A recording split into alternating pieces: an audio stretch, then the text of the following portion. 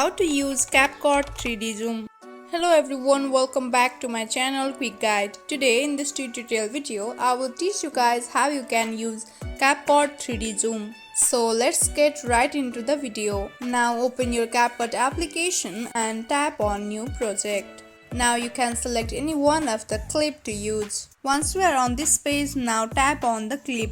Here at the bottom of the screen, you can see different options in the toolbar. Among them, click on the option that says Style. Wait for some second and here you will get different options to choose from. Now keep on scrolling until you can see the option of Motion. Click on it. Again, scroll on the bottom list under the Motion option and here you will see two different options of 3D Zoom Pro and 3D Zoom. You can select any one of the option, but for example, I will use 3D Zoom. Click on it and wait for a while.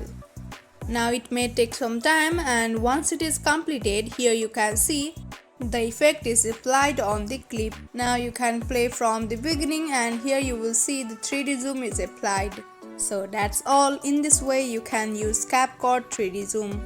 I hope this video helped you. Don't forget to drop a like and subscribe to my channel. We'll see you on next video. Till then, stay tuned. Bye.